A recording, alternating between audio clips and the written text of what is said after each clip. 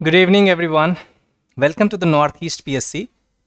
So, continuing the series of previous year question paper of geography, जहाँ पे हमने we've seen lot of question in the past few lectures. In this lecture also, we are going to see some of the important questions that have been asked in the past year. ठीक है? So, our first question is that consider the following water bodies. Lake Tanganyika या तंजानिका, ठीक है, lake Tonle SAP और पैटोस lagoon. कह रहा है कि through how many of them does the equator pass. ठीक है, ये आपका अफ्रीका में है. ठीक है, and this lake Tonle Sap is in Cambodia. Patos Lagoon is in Brazil. ठीक है, इन तीनों में से किसी में से भी इक्वेटर जो है आपका पास नहीं करता है.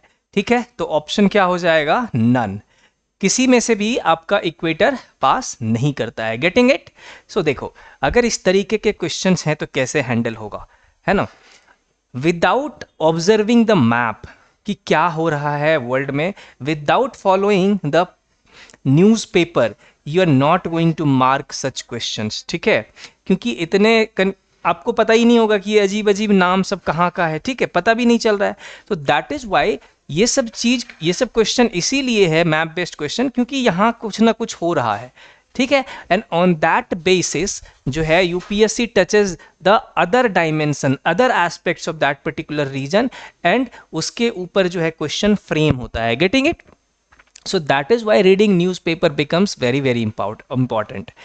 Moving to the next, अब देखो, so consider the following countries: United Kingdom, Denmark, New Zealand, Australia, Brazil. How many of the above countries have more than 4 time zones?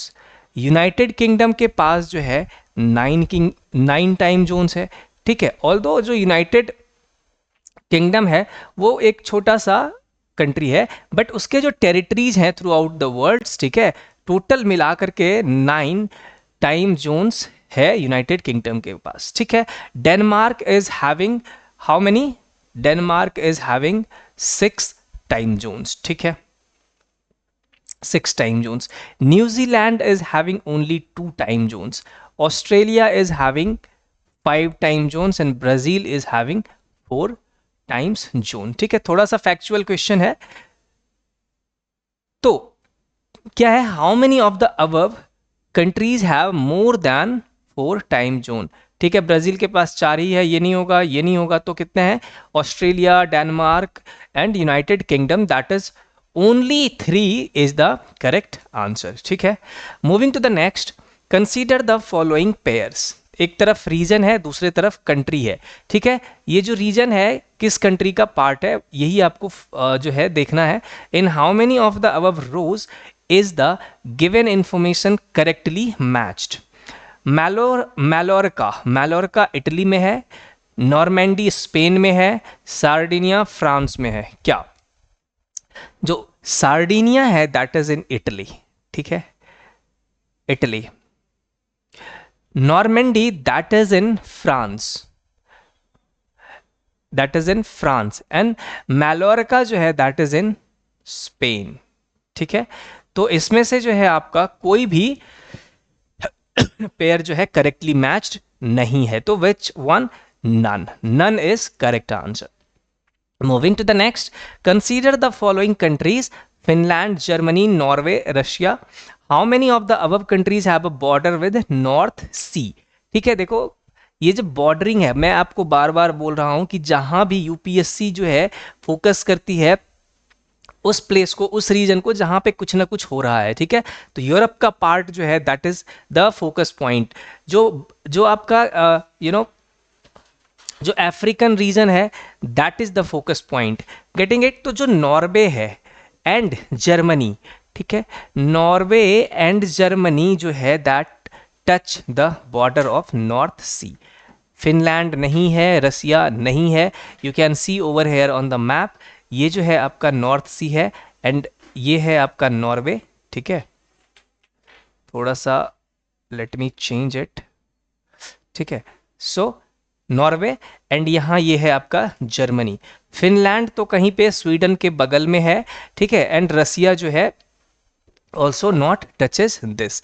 सो क्या हो जाएगा, 2 and 3 only 2, that is option B is the correct answer, ठीक है। Moving to the next, the longest border between any two countries in the world is between, ठीक है। Longest border की बात हो रही है ना, तो Canada and United State of America, Chile and Argentina, China and India, Kazakhstan and Russian Federation. क्या है, China, sorry, Canada and USA is the correct answer. Moving to the next, consider the following countries 2023। अब ये पूछ रहा है कि how many of above mentioned countries share a land border with Ukraine. क्यों Ukraine से क्वेश्चन है, Russia Ukraine war, ठीक है। देखो 2023 का जो है क्वेश्चन, इस तरीके के मैप बेस्ड क्वेश्चन जो है 2-3 नंबर के 2-3 क्वेश्चंस जो हैं वो आने ही आने हैं, जो भी पर्टिकुलर प्लेस जो है ज़्यादा न्यूज़ में है, ठीक है। बुल्गारिया है, चेक रिपब्लिक है, हंगरी है, या लातविया है, लिथुआनिया है, रोमानिया है। सो इसमें जो आपका Hungary and Romania, that share border with किसके साथ, आपका यूक्रेन के साथ। तो ओनली 2 जो है दैट इज करेक्ट।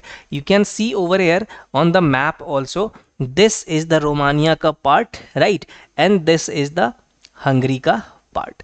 तो Hungary and Romania touches the border of Ukraine, so that is why map based question जो है बिकम्स वेरी वेरी इंपॉर्टेंट, ठीक है।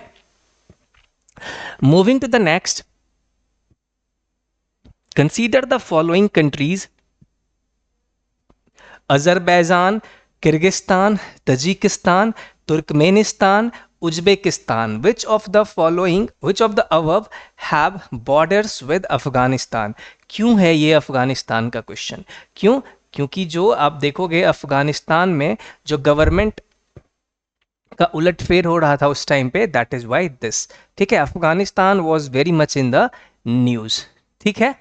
तो तजिकिस्तान, तुर्कमेनिस्तान एंड उज्बेकिस्तान जो है that touches the border of Afghanistan, that is 3, 4 and 5। इसमें कुछ समझने जैसा है नहीं, आप देख सकते हो कि that is Turkmenistan, Uzbekistan and Tajikistan, ठीक है।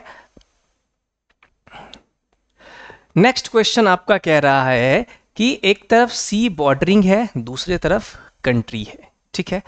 एड्रियाटिक सी जो है अल्बानिया, ब्लैक सी Croatia, Caspian Sea Kazakhstan, Mediterranean सी मोरक्को, रेड सी सीरिया, ठीक है। तो जो एड्रियाटिक सी है, अल्बानिया जो है इसके बॉर्डर पे है, टच करता है। ब्लैक सी क्रोएशिया, नो, ऐसा नहीं है। Caspian Sea Kazakhstan, yes, Kazakhstan जो है that touches the boundary of Caspian Sea. Mediterranean Sea, yes, Morocco देखोगे आप तो ये भी सही है। And Red Sea Syria, no, ये नहीं है। सीरिया ऊपर में तो कहीं पे है। सो 1, 3 एंड 4, बी ऑप्शन जो है आपका करेक्ट आंसर है, ठीक है। Moving to the next, Mediterranean Sea is a border of which of the following countries. Jordan के साथ, इराक के साथ, लेबनान के साथ, ठीक है, या फिर सीरिया के साथ, राइट। तो क्या हो जाएगा, जो लेबनान एंड सीरिया है, Lebanon and Syria that shares border with Mediterranean Sea, not Jordan and Iraq. तो क्या हो जाएगा, 3 एंड 4 जो है आपका इज द करेक्ट आंसर, ठीक है। Moving to the next, what is the correct sequence of occurrence of following cities in Southeast Asia as one proceeds from south to north। South से आपको जाना है नॉर्थ की तरफ, तो पहले बैंकॉक आएगा, हनोई आएगा, जकार्ता आएगा, सिंगापुर आएगा, ठीक है। Let's look at the map. देखो ये वाला जो रीजन है दिस इज जकार्ता, ठीक है। उसके बाद है आपका व्हाट, सिंगापुर, उसके बाद you have Bangkok, and then you have Hanoi. Hanoi जो है सबसे लास्ट में है, तो ये जो है आपका, ये सबसे लास्ट में होना चाहिए, ठीक है, जो भी है सबसे लास्ट में, और लास्ट में किस में है, बी, दो, दैट इज दिस सी। तो यही आपका जो है that is the correct answer. 3, 4, 1 and 2। पहले जो है आपका क्या होगा, जकार्ता, उसके बाद है आपका सिंगापुर, उसके बाद है आपका Bangkok, and then you have सबसे ऊपर में नॉर्थ में हनोई, ठीक है। तो ये मैप बेस्ड क्वेश्चन है, without observation you are not going to solve such questions, ठीक है। Moving to the next question, consider the following countries, Australia, Namibia, Brazil, Chile. Through which of the above does the Tropic of Capricorn pass? Capricorn जो है, tropic of Capricorn किधर से पास होती है, 1, 2, 3, not chilli. Australia से Capricorn पास होती है, ठीक है, नामीबिया से होती है, ब्राजील से होती है। तो ऑप्शन जो है आपका C, that is 1, 2 and 3 is the correct answer, ठीक है। Moving to the next question, which is are the advantage या फिर advantages of zero tillage in agriculture, ठीक है। ऑप्शन स्टेटमेंट 1 क्या है आपका, sowing of wheat without burning the residue of previous crop, ठीक है, यस ये सही है।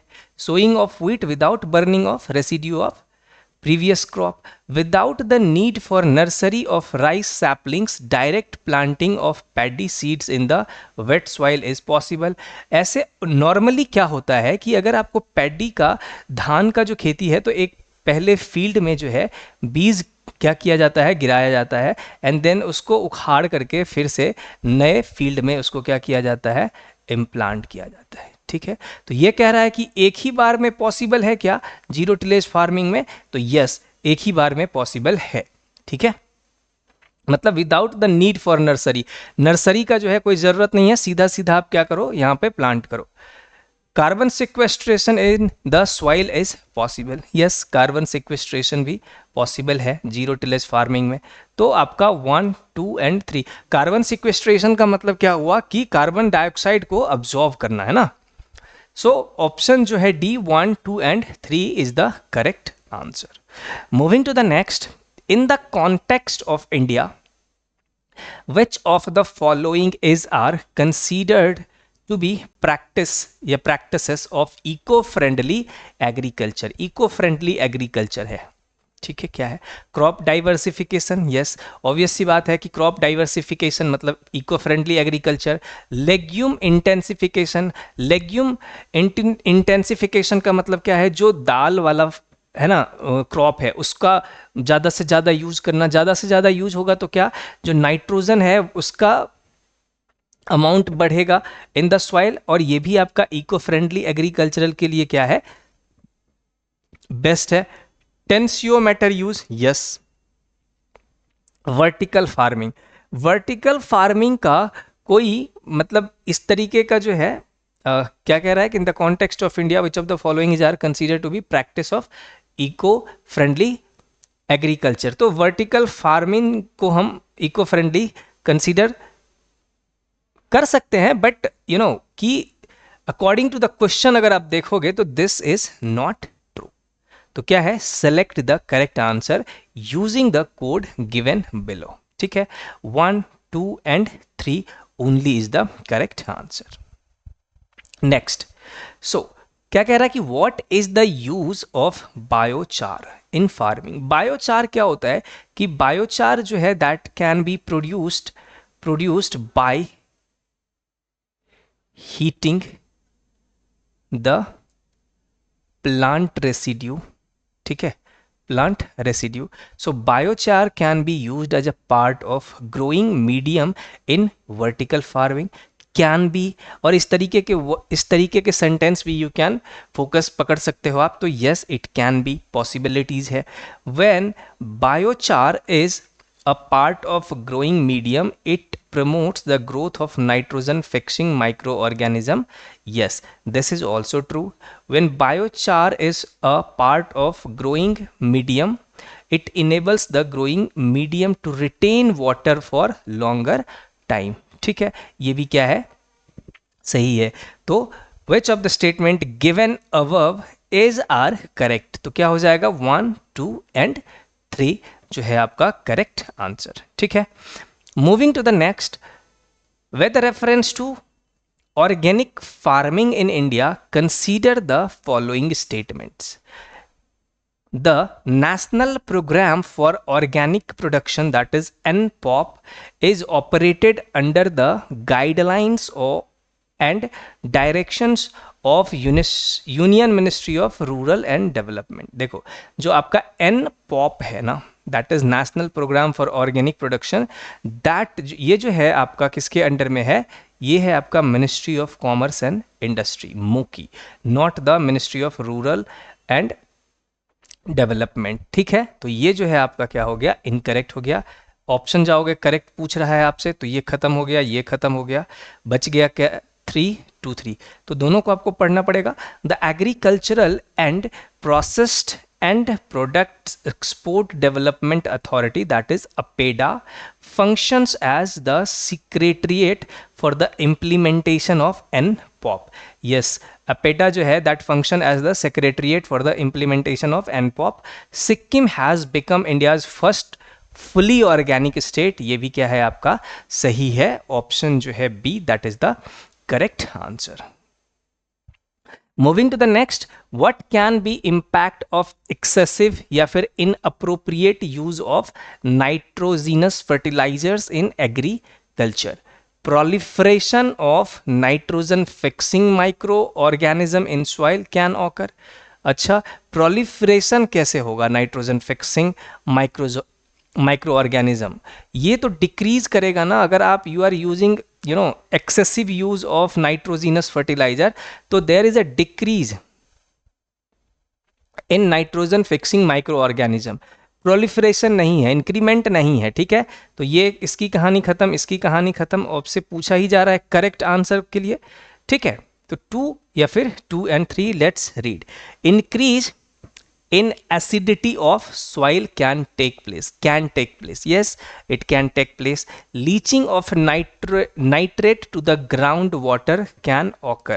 Yes, leaching of nitrate to the groundwater can occur. So आपका 2 और 3 जो है that would be the correct answer. ये जो कैन वाला है, पॉसिबिलिटी वाले जो सेंटेंस है, इसके करेक्ट होने के जो चांसेस हैं दैट इज 80-20 का, may be 20% it can wrong, but 80% जो है ये स्टेटमेंट सही होगा। ठीक है, क्योंकि पॉसिबिलिटी बता रहा है। Consider the following statements.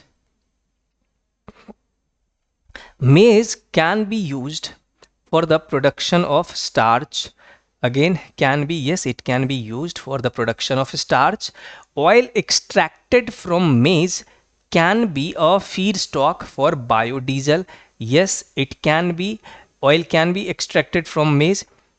ठीक है, उसके बाद alcoholic beverages can be produced by using maize, ये भी सही है।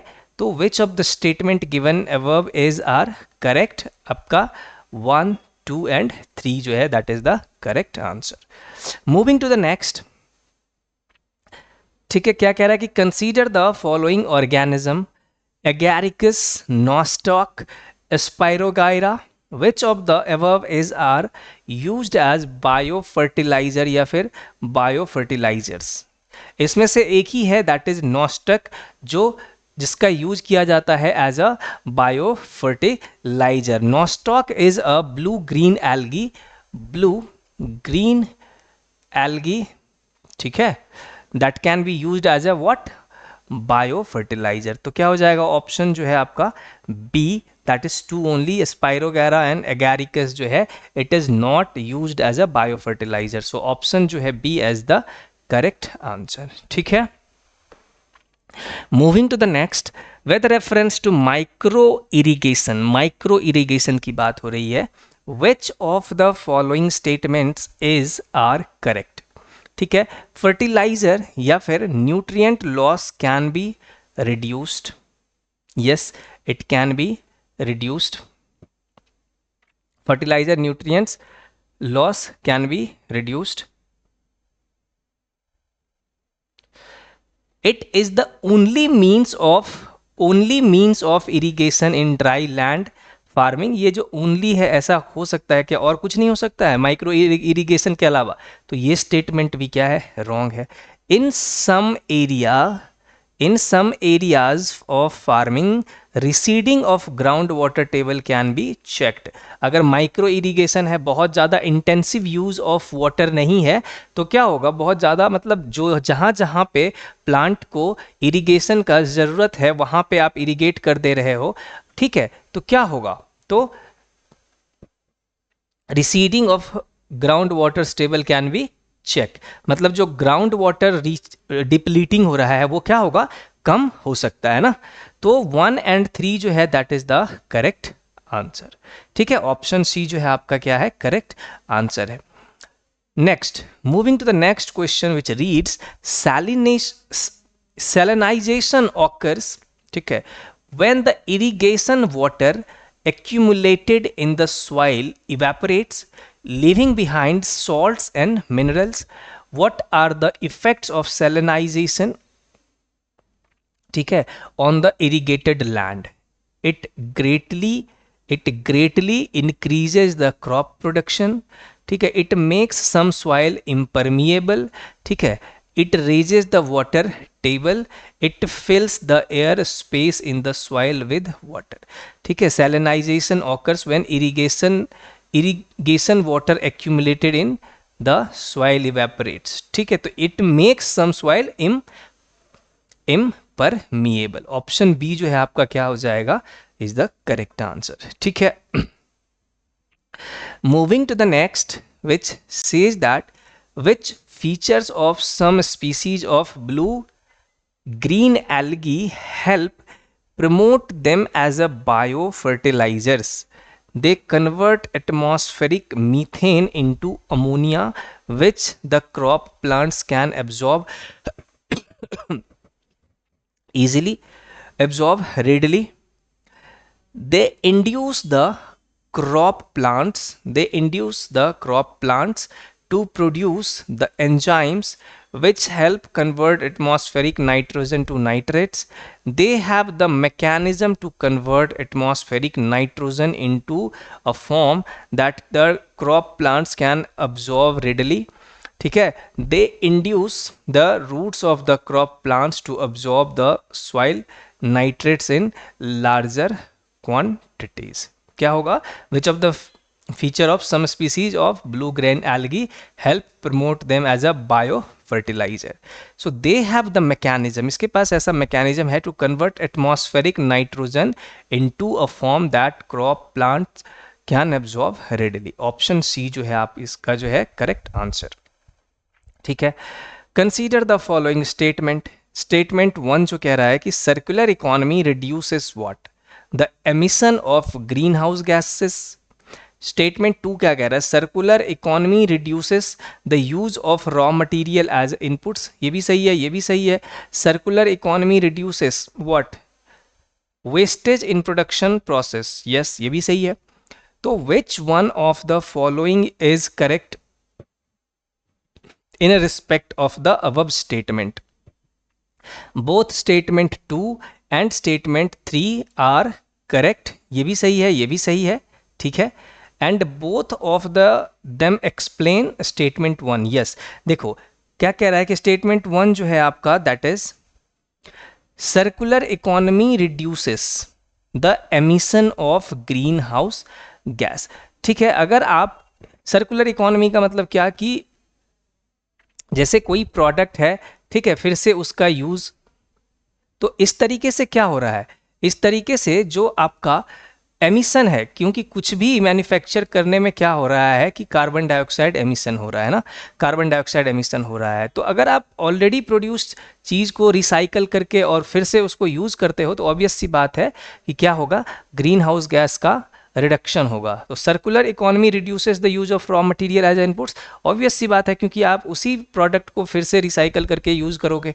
Circular economy reduce wastage in the production process, ये भी सही बात है। और ये बात जो है दोनों स्टेटमेंट 2 और 3 that is the best explanation of statement number 1। सो आपका जो ए है that is option A is the correct answer. ठीक है, Moving to the next, with reference to direct air capture and emerging technologies, which of the following statements are correct? It can be used as a way of carbon sequestration. Yes, if अगर आपसे ये question नहीं भी बनता है, आप नहीं भी जानते हो, तो अगर आप इस लाइन पे जाओगे कैन बी, तो you can go to the right answer. फिर से ये कह रहा है कि it can be again a valuable approach for plastic production and in food processing. Yes, ये सब जो चीज़ें हैं ना, डायरेक्ट एयर कैप्चर, जो भी ये देख रहे हो, ये सब करंट अफेयर बेस्ड क्वेश्चन है, करंट अफेयर बेस्ड क्वेश्चन है। तो that is Y reading the current affair जो है आपका, reading the newspaper is very very important. ठीक है, इन aviation it can be a source of carbon for combining with hydrogen to create synthetic low carbon fuel। ठीक है, तो ये भी स्टेटमेंट जो है इट कैन बी अगेन तो सही है। Select the correct answer using the, देखो ये कैन बी अगेन, ये क्या है कि 100% श्योरिटी नहीं है, बट आपको अगर क्वेश्चन आपसे नहीं बन रहा है, ठीक है, बट आप अगर क्वेश्चन नहीं बन रहा है तो यू कैन टेक रिस्क, आप रिस्क ले सकते हो। आई एम नॉट सेइंग कि अगर कैन बी है तो वो स्टेटमेंट सही ही होगा, ठीक है, ऐसा पॉसिबल, ऐसा भी नहीं है कि सही ही होगा हमेशा, ठीक है, लेकिन अगर यही है रिस्क, कैलकुलेटेड रिस्क, कि आप स्टेटमेंट को पढ़ रहे हो, आपके पास थोड़ा सा इनसाइट नॉलेज है चीज़ों के बारे में, तो यू कैन थोड़ा सा दिमाग लगा सकते हो कि हाँ ऐसा पॉसिबिलिटी है क्या। If yes you can go with the answer. ठीक है, तो इसका मतलब ये नहीं है अगर कैन भी है तो आप इसको करेक्ट ही मार्क करके आओगे स्टेटमेंट में, नहीं, स्टेटमेंट रीड करना इज इंपॉर्टेंट। पहले स्टेटमेंट रीड करो एंड देन थिंक कि इट कैन बी पॉसिबल और नॉट, अंडरस्टैंडिंग इट। तो इसके बेसिस पे आप मत जज कर लेना कि कैन बी है तो आंसर वही मतलब होगा ही होगा। ठीक है, तो select the correct answer using the code given below. क्या है आपका 1, 2 and 3 is the correct answer. Moving to the next, consider the following statements. Carbon dioxide, that is CO2 emissions in India are less than 0.5 tons of carbon dioxide per capita. In terms of, ये जो है आपका statement ये factual है और ये incorrect है। In terms of carbon dioxide emission from fuel combustions, India ranks second in Asia Pacific। अब देखोगे कि एशिया पैसिफिक में तो इंडिया, ठीक है, और चाइना के पास क्या है, सबसे ज़्यादा कार्बन एमिशन है। ठीक है, उसके बाद क्या है, इंडिया ही है। ये कहाँ का बात है, एशिया पैसिफिक। ठीक है, electricity and heat producers are the lightest source of carbon dioxide emission in India. Electricity and heat producers are the largest source of carbon dioxide emission in India. Yes, ये भी सही है, ये भी सही है। तो ऑप्शन क्या हो जाएगा आपका 2 and 3 जो है that is the correct answer. ठीक है, moving to the next, the World Bank want that India could become one of the first places where wet bulb temperatures routinely exceeds 35 degree. Which of the following statements best reflects the implication of the above said report? Peninsular India will most likely suffer from flooding, tropical cyclones and droughts. ठीक है, Peninsular India will most likely suffer from flooding, tropical cyclones, droughts. The survival of animal including human will be affected as shedding of their body heat through perspiration becomes difficult. तो इसमें जो आपका ये वाला statement है that is incorrect. Peninsular India will most likely suffer from flooding, tropical cyclones and droughts, ये statement incorrect है क्योंकि जो ऊपर वाला पार्ट है, north part, that will also affect with the किस चीज़ से, फ्लडिंग से। ठीक है, not with the tropical cyclone से भी मे बी अगर आप देखोगे कि सम पार्ट्स जो बिहार का है वहाँ पे भी इसका जो है इम्पैक्ट कैन बी परसीव्ड। उसके बाद पश्चिम बंगाल हुआ, वेस्ट बंगाल, वहाँ पे भी इसका इम्पैक्ट कैन बी परसीव्ड, है ना। And droughts also. सो ये कहना कि मोस्ट लाइकली यहीं पे है तो ये इनकरेक्ट है। The survival of animals including humans will be affected. Yes, जो सर्वाइवल ऑफ एनिमल्स है, चाहे वो इंक्लूड आप कर लो ह्यूमन्स को भी, that will be affected as shedding of their body heat through perspiration becomes what difficult. तो ये स्टेटमेंट जो है आपका इज करेक्ट। करेक्ट पूछ रहा है आपसे, करेक्ट आंसर, तो क्या हो जाएगा, ओनली 2 जो है that is the correct answer. ठीक है, सो इस लेक्चर के लिए इतना ही। फिर मिलते हैं आपसे with some interesting questions of past year paper in the next lecture. Till then, thank you very much.